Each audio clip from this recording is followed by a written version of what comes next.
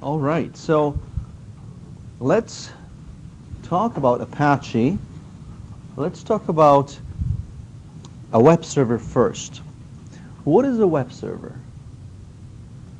Anybody with a good definition? What's a web server? Piece of software that hosts up requests for certain items. So Oh, it could be a document or okay, great. So hosts.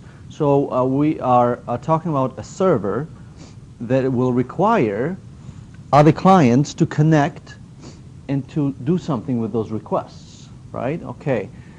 It's a web server, which means that this technology powers the internet. Whether we're talking about web services, whether we're talking about business-to-business connectivity, mobile technology, a lot of that involves web servers. Web servers are servers that are typically located on the edge of the network design because people from the outside world are expected to access them. It makes them very unique, very dangerous security-wise, okay? But it makes them very unique because they really enable all kinds of new commerce systems, like e-commerce. The fact that you can, in your pajamas, shop at Amazon.com, all of that is thanks to web servers.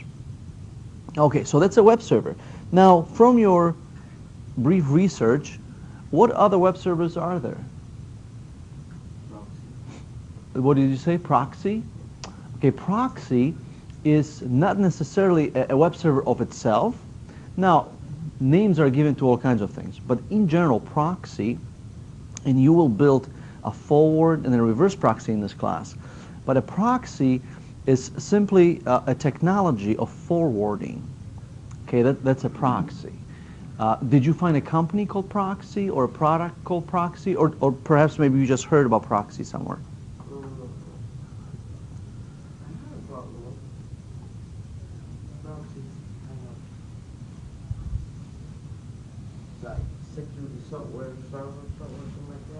Yeah, so proxy specifically, if you go to your web browser under network, you can find the word proxy here everywhere, okay?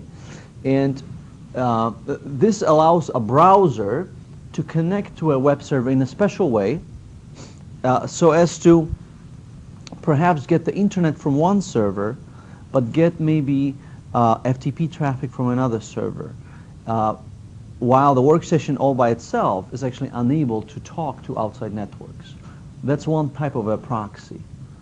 Okay, and it does have to do with web servers. But let's talk about maybe names of web servers, as in company names or product names. You know, what would be competing with Apache? Please. Oh, sorry, go ahead. Okay, IBM. Now, what is the name of the web server that that IBM has? HTTP. Okay, very good, very good. Now, I honestly, I have not worked much with that because IBM a lot of times will use WebLogic, and it'll use Apache as well.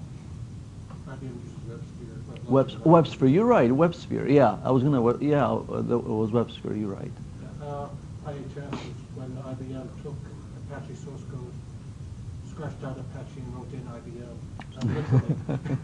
Yeah, you'll see that a lot because Apache, the license itself, is very flexible. It allows you to do that. It allows you to take Apache code and sell it.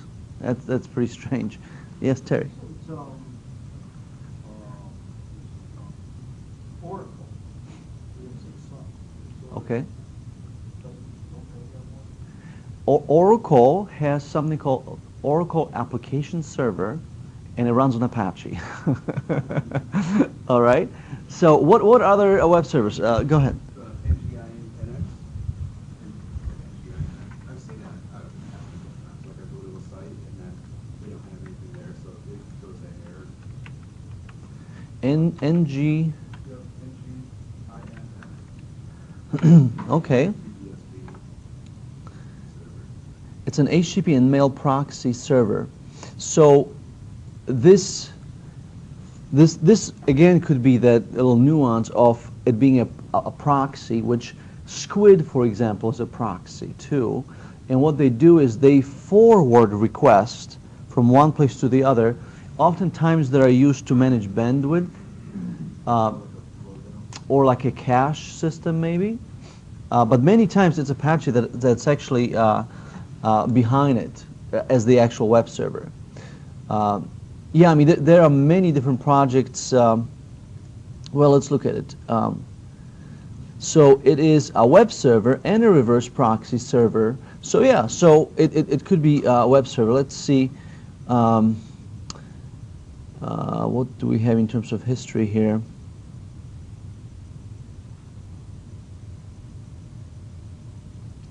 Yeah, very good. I actually have not used this particular web server, but yeah, very good. Any other ones? Kelly. I found that the 72% use either Apache or IIS. Okay, very good. Only 17% use IIS. Okay, good, good. So IIS is coming up as another web server. If we were to look at what IIS is, it actually stands for Internet Information Services, and it is a web server that comes with the Windows stack. Okay, and really, at some point, everybody has to learn a little bit about IIS. The good part is that it is very easy to operate because of all the buttons and checkboxes and the relatively few options. Okay.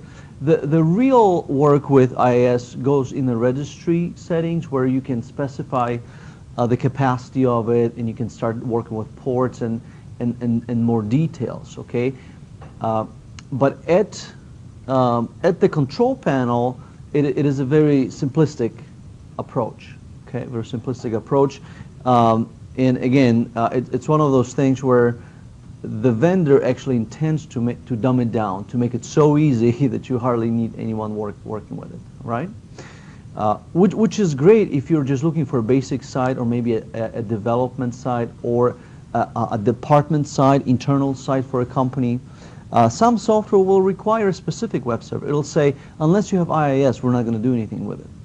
Okay, so so that does exist. Terry, what did you say? No, I don't. I think, and I'll say this about Bill. If you take a look at Twitter, let me just do this. If you look at Twitter, you can follow Bill Gates here, and of course, Bill is no longer the CEO of Microsoft, but he's very heavily involved in controlling disease, or actually, well, the spending money of the foundation that Melinda and Bill established. What's unique about that foundation is that they're trying to actually finish projects instead of starting new ones, because it seems that it's easy to get people to put money towards the foundation if you say something like, well, we're going to be flying to Mars, you know, in 10 years. It's a great idea, right? Nobody has ever done it before, and then people bring in money. So if you say, you know, we're going to make sure that cars do not have to use gasoline, and here's the foundation for it, okay? New ideas tend to generate money.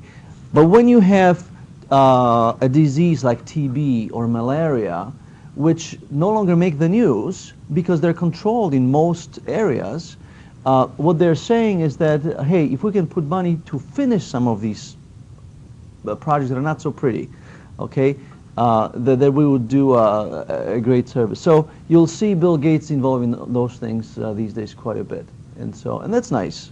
That's nice. But going back to web servers and leaving IIS behind, has anybody found a graph that would show maybe multiple web servers together? Okay, what's the website that you've used? Wikipedia. Okay, Wikipedia. All right. What subject is it under? Web server. Okay, just web server, okay.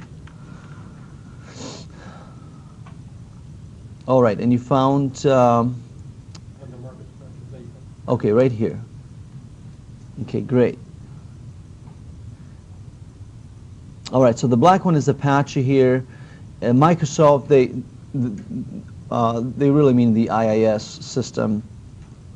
Apparently, Google has its own web server, the NGINX, Light HTTPD, QQ.com, and Sun. Anybody else with a graph of similar portion? Oh, 2000. Okay, so it'll be a little bit older.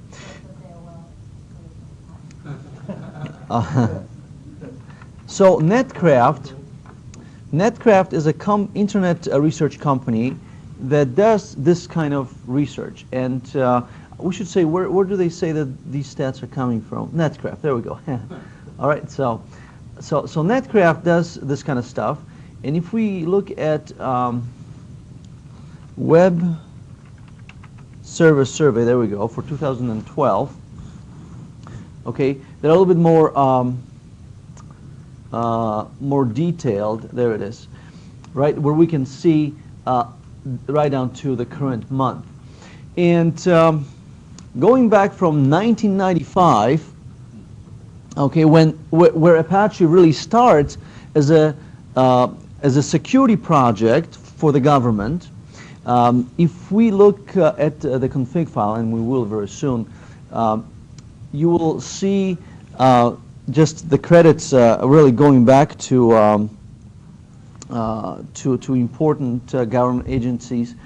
But then it was taken over as an open source project later on by Apache Foundation. So it starts down here, and at that point, you see, Microsoft would have had more market share, because when the web server comes with the server that you're using, why would you ever mess with something else? Right? There are some good reasons, which now I'm not going to pound on them today, but there are some good reasons why that line changes down very quickly, okay? And why the Microsoft web server or other web servers are not leading the pack today. Actually, I believe that this is the NCSA web server and this is the Microsoft web server, okay?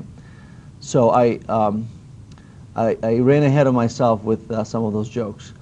But basically, you can see that even though Windows has a strong position in the marketplace, Apache continues to grow in strength. We can talk about security, we can talk about performance, all kinds of elements, even adoption levels, right? All of those help with rolling the ball and making sure that the system is running well. So, in short, we are looking at the right web server, okay? Again, because it's open source, the investment of your time is going to go a long way, because you don't have to relearn all of this next year. All right? The commands are the same. In fact, in Apache, we have multiple versions, but the versions don't go away. Version 1.3 has been running for as long as I've worked with Apache, which is since about '99 or so. Okay? The same version running. New versions were created because new functionality was needed. There were special circumstances.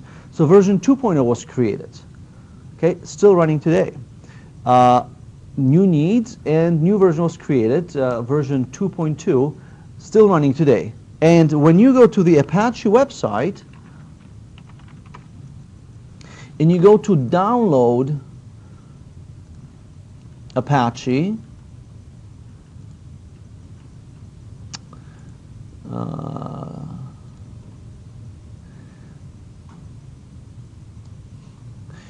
instead of doing it the way I'm doing it here, let's go to the, see what I did is I went to the download link that's just a general download link for all the projects.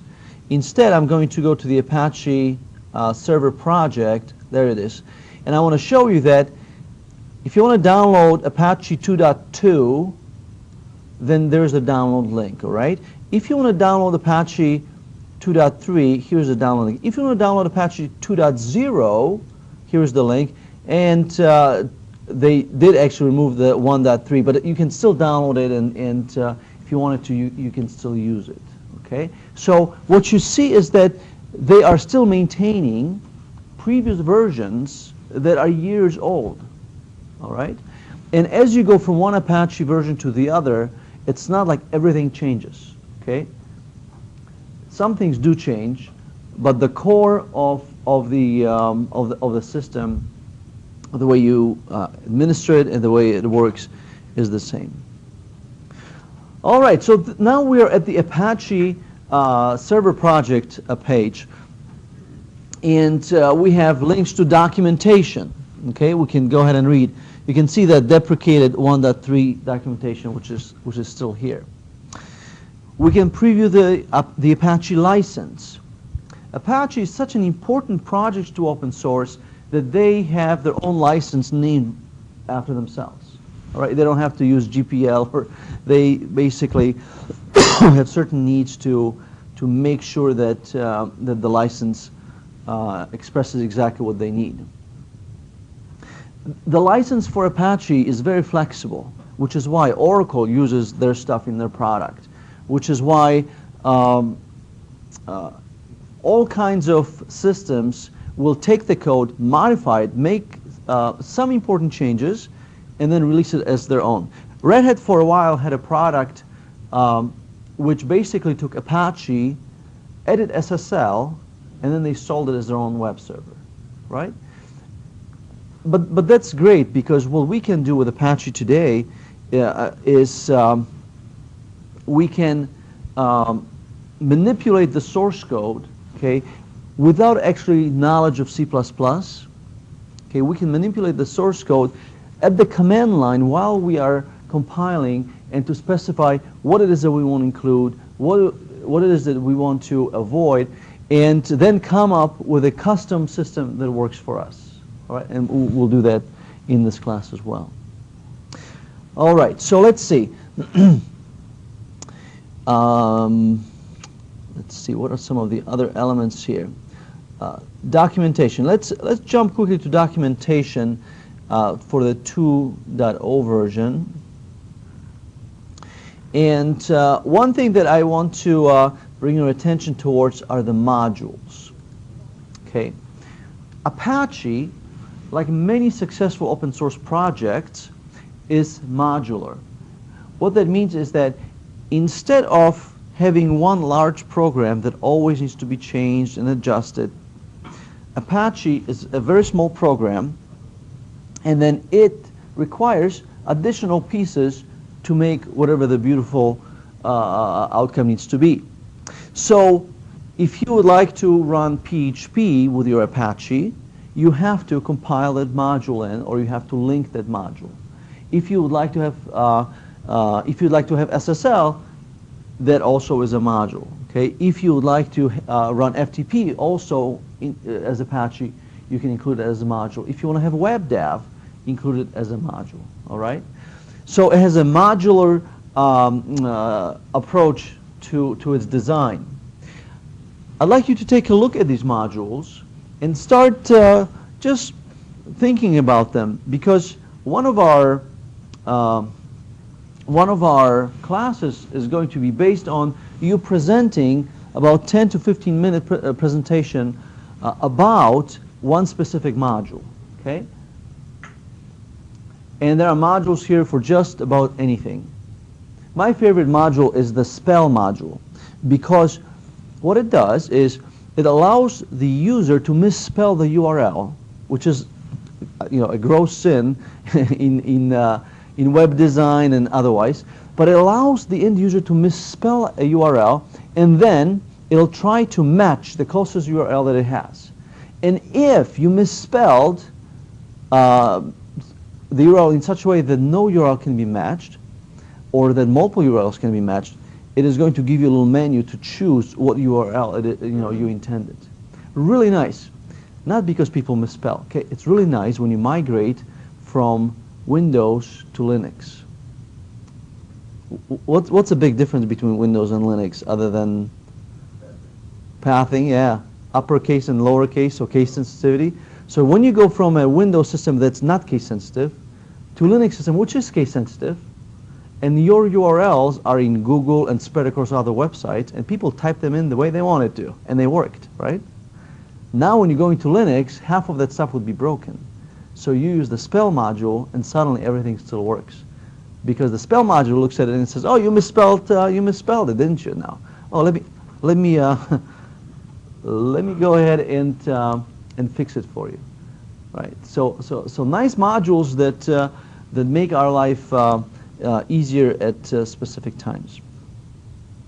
All right, so all kinds of modules to work with.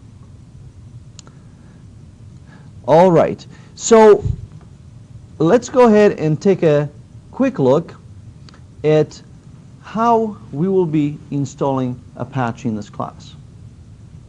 Okay.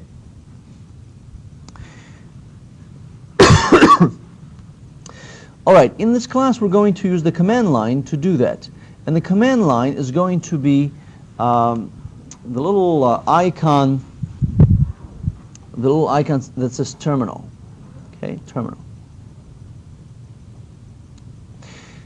Now in the terminal, you can issue commands which you may not be familiar with at this point.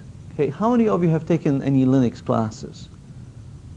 All right, very good, a few of you, good. So all you'll have to remember when you work with this terminal, okay, is that you cannot really use the mouse, but all you'll do is you'll just use short commands to tell the system to do something. Because we'll be using the same commands over and over again, it's really not going to be a big deal, okay? All right, if you'd like to note some of those commands, that might be very useful. So the first command that you may want to know is the ls command. When you type in ls, then the terminal is going to tell you what it is that is present in the current directory. It just says list. ls stands for list. The other useful command is pwd, and it means what is my current path? Path of working directory, pwd. So now I know where I am, and I also know what's there around me. Okay.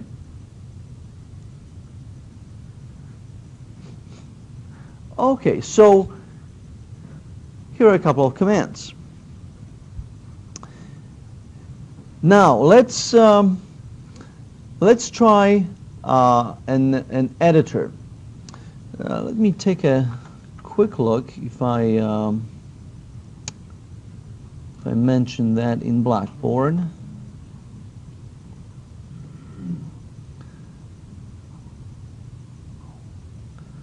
Yeah. I made a note of this next step under assignments, under the text editors section. We need to have a way to change contents of a file inside of this terminal, okay? And if you are very familiar with Linux, you can use something called VI, okay?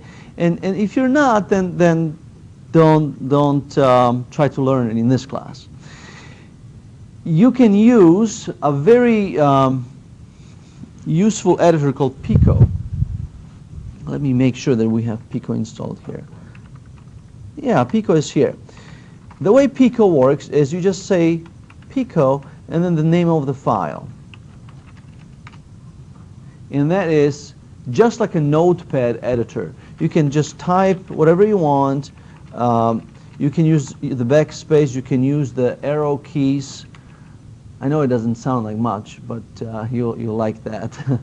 And once you're done creating a text file, you can use that menu that's underneath where you can see $G, $X. Caret stands for control. So when you press Control X, it says, hey, would you like to save changes? Then you type in Y, yes I do. Press Enter, and that exits the editing of the file. Okay? You don't have to know how to do that today, but at some point you need to decide on one of those text editors so that you can change files, especially the configuration file. Okay, any questions? All right. Okay. So who remembers what the ls command does? Okay, listing, yeah, very good. And how can you find out where you are in terms of directories of the system? What's the command for that? Very good, pwd. So we pwd or the ls command, and they work just fine. Excellent. Yes? What always tripped me up, switching between Linux and Windows, was that the Windows CD shows the current directory. The Linux CD takes you home. Oh, I see. I see. So if I went to DOS here and I said CD, it shows you the current directory. So if I was to go to the C drive like this and then set CD, oh, I see. Yeah, you're right. So it doesn't, if you do not provide a new path, it doesn't change the directory. Right. Whereas in Unix, it takes you to your home directory. Yeah. The good news is, though, is that you can use dir here, and you can use dir in Linux as well.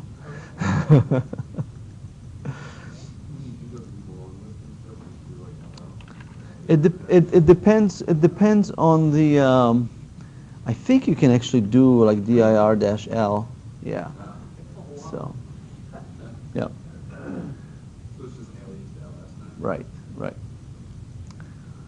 Okay. Yeah. Very good. There's one more command I'd like you to remember after today. Okay. Next week we'll actually compile Apache. We'll make it work. But this command is WGET, because we will use WGET to get the source files. We use WGET to get other resources from the internet. WGET is a small utility that allows you to do all kinds of things on the internet. Okay, for example, if you want your website to get a lot of hits for whatever reason, you can schedule the WGET command to go to a URL every so often and get that resource. Okay, WGET.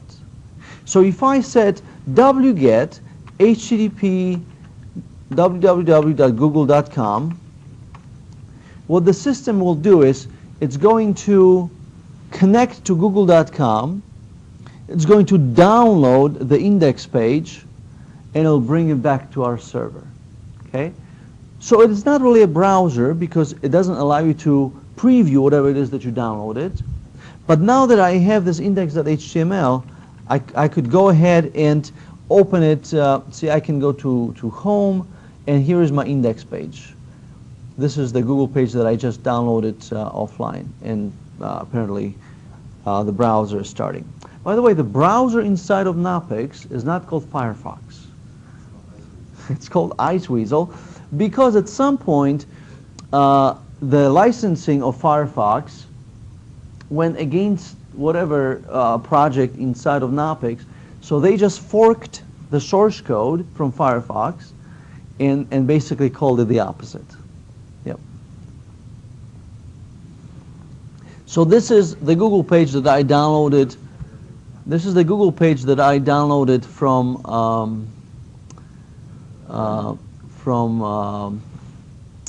Google with the help of WGET. Okay, so how would you go about downloading source files for Apache with WGET? Any ideas?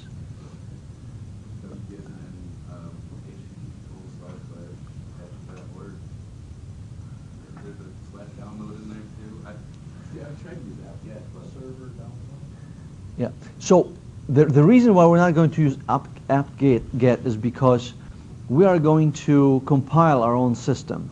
With apt-get, you can quicker probably get Apache running, but you're downloading something that someone else has prepared for you, and then you configure it and hope that it works fine. Yeah.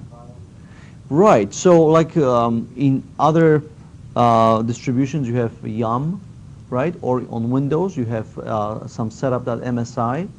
Someone already got the source code, compiled it, and then distributed it to the repository. And then you download it from there and install. Exactly. Yeah. Now, and WGET is nothing special. So let me let me present this to you. I'll open a browser inside of Knoppix, and I'll go to Apache.org, and I'll go to the, let's see, Apache. Let's see, where's the project? So one way to get to the project is to go to the projects menu, and where they are alphabetically, our project is actually under H because it's Apache HTTP server. So we go to Apache HTTP server. Having this in place, I can say, okay, let me download the system. Let's see. Apache project.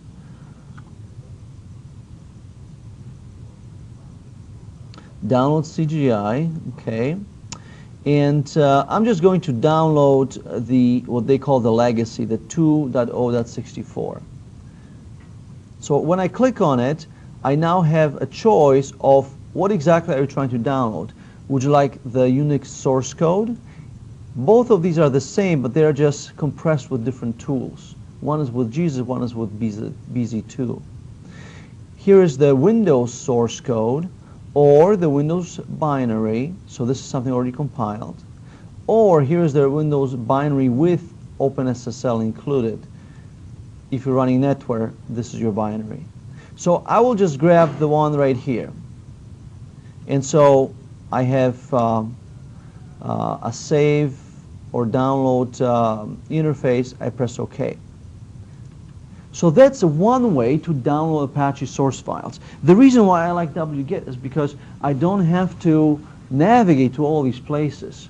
All I have to do is I need to locate the location, and guess what? I will give you the location for the labs from our Radar system, so you can download it very fast no matter what the rest of the world is doing.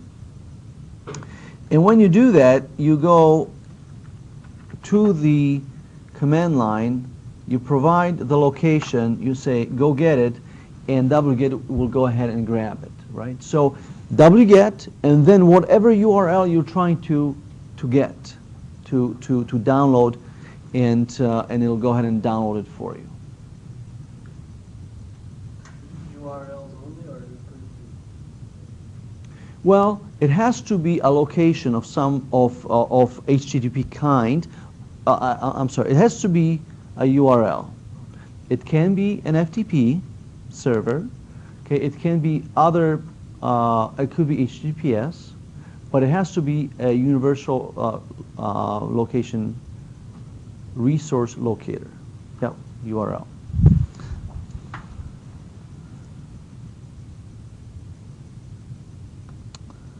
All right, let's see.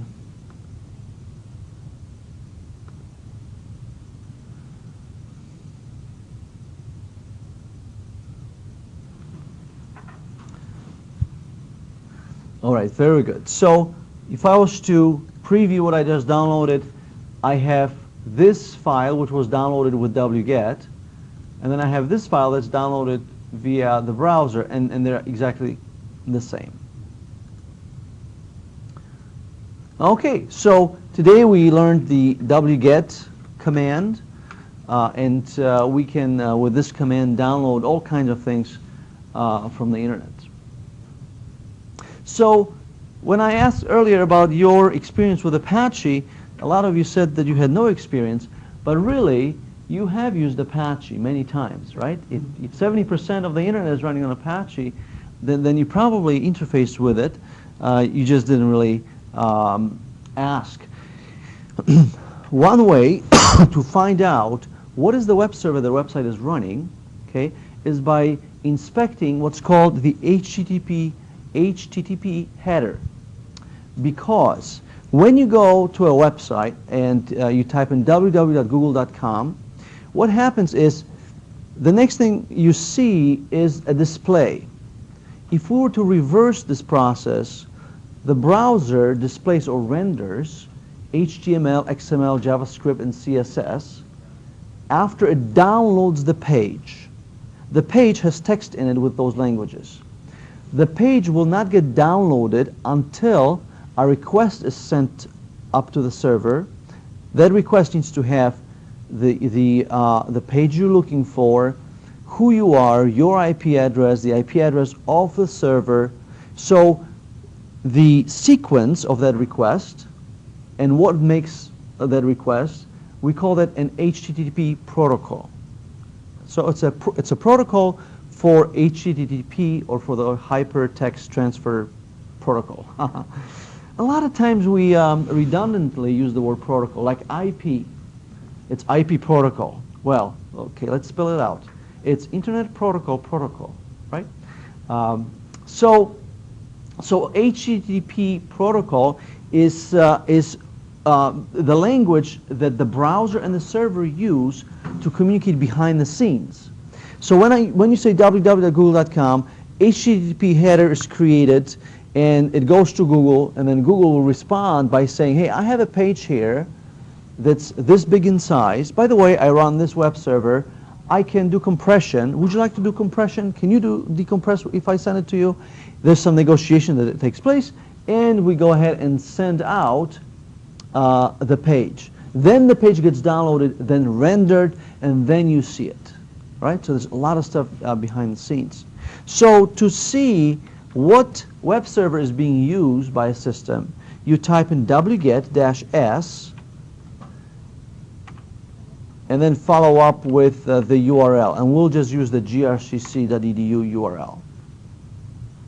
So when you do -s, not only do you download the page, but you also see the whole header of HTTP. There is a plugin for Firefox that will show you all those back-end discussions via HTTP if you want to see that, okay? So going from the top, I can see that, well, first of all, when I requested information from www.grcc.edu, my WGET program went to the DNS server and did some resolving of the names. Because the internet is not based on all these pretty names that we use. It's all based on those IP addresses, which we have an example of right here. And the IP address basically is like the mailbox address on your street, right? It has a meaning to whoever is communicating with you. This is the HTTP request itself. We are using HTTP version 1.1. All right. HTTP had very few versions. Okay, 1.0 was there for a long time, and since then there was 1.1. And the only major difference between 1.0 and 1.1 was that in 1.0 you simply included the IP address of where you want to go. And most websites had their own IP, well, all of them had their own IP address because there was plenty of IP addresses. Because IP addresses are expensive today, for some reason, the amount of combinations, when you take numbers between 1 and 255 in 4 slots, and then you permutate between them, is not enough for all the people that are trying to be online. So because of that, IP addresses are scarce, and version 1.1 was created of HTTP protocol so that also the host name is being sent along with IP.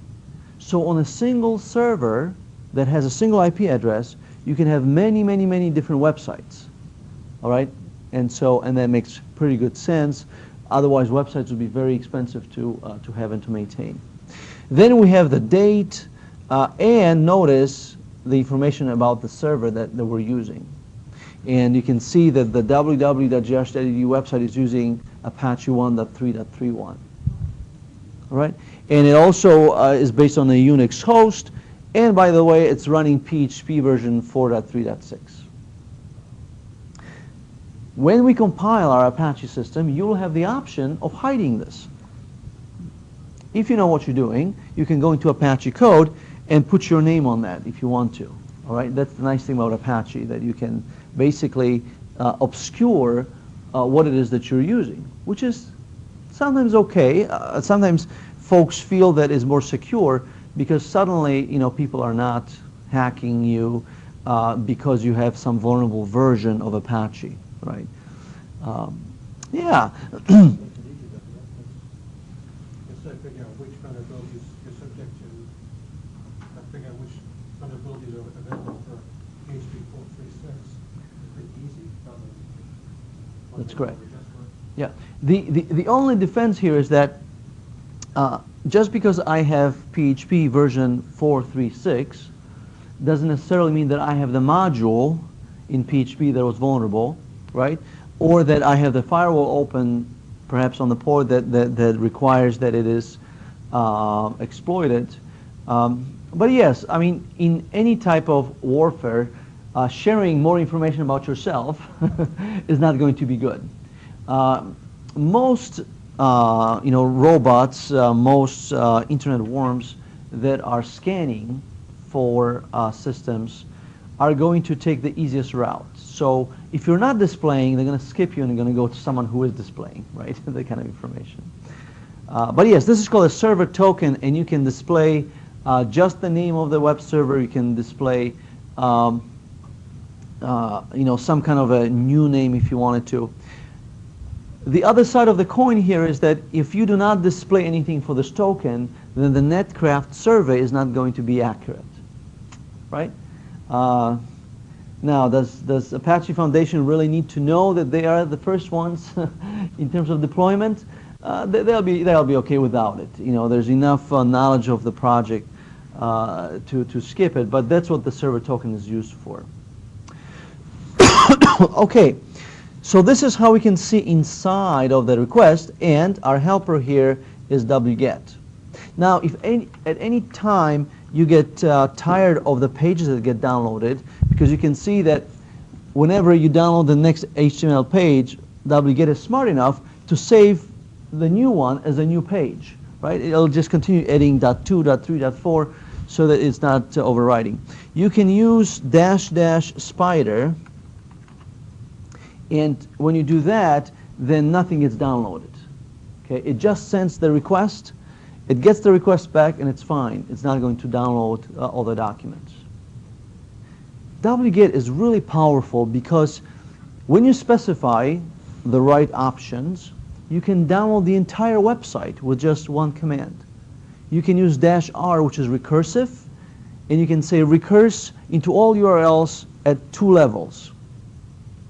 And it'll download the entire website, every document, every JavaScript, every cascading styling sheet, every image, and it'll put it into your local directory. No. So if there's a file that ends in .php, it'll download what the PHP code is outputting. It cannot download the code itself. Yeah. But what it does is it allows you to make a quick copy of your website if you wanted to, okay? Or it allows you well, it's not the best tool for benchmarking, but you could do some benchmarking with it. There's another tool that we'll use for benchmarking that comes with Apache, and it's called Apache Benchmark.